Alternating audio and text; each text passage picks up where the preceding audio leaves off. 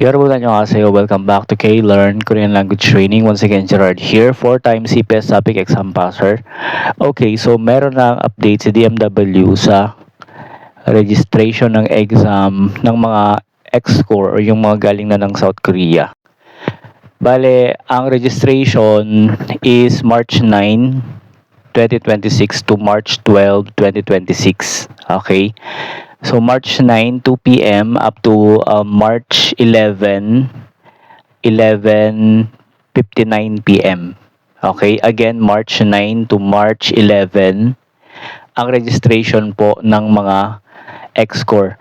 Bale, titignan nyo muna yung pangalan nyo dun sa master list ng HRD Korea. Kung andun yung pangalan nyo, meaning pwede kayong mag-register. Pero kung wala dun yung pangalan nyo, hindi kayo pwede mag-register. Okay? Evaluation po and payment is March 9 to March 15. Okay? Payment is $28.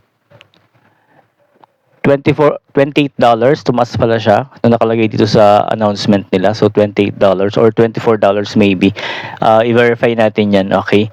And then, yung test venue naman nila is sa DMW pa din, Ortigas. Dito sa baba. DMW Ortigas. Okay?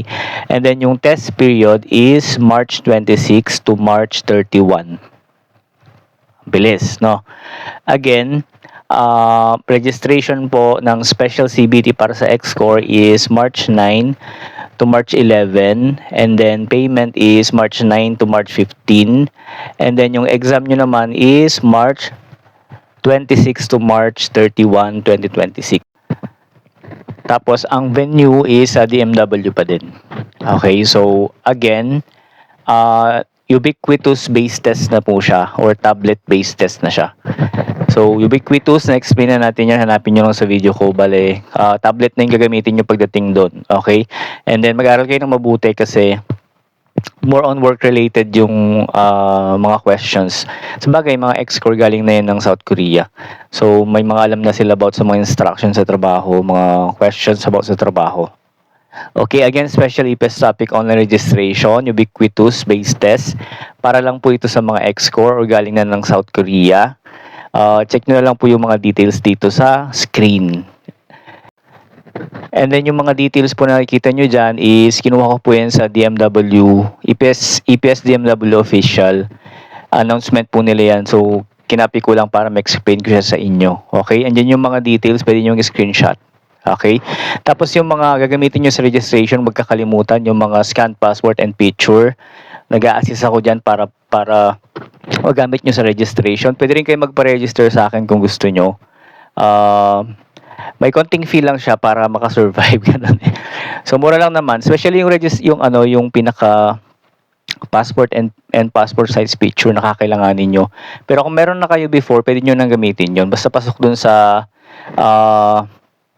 file size na sinet ni HRD Korea. Okay? So, ayun, once again, thank you so much for watching the video. Kung natuto kayo or nag-enjoy kayo sa mga video na ginagawa ko about sa EPS, baka pwede nyo akong i-follow, i-share yung aking mga video. Hanapin nyo ako sa Blue App, K-Learn Korean Language Training. Okay, thank you so much. Again, this is Gerard, 4 times EPS Topic Exam Passer, 10 years na nagtuturo ng Korean Language Training, Korean language para sa mga EPS na gusto magtrabaho sa South Korea. Thank you so much and you have a nice one. Annyeong.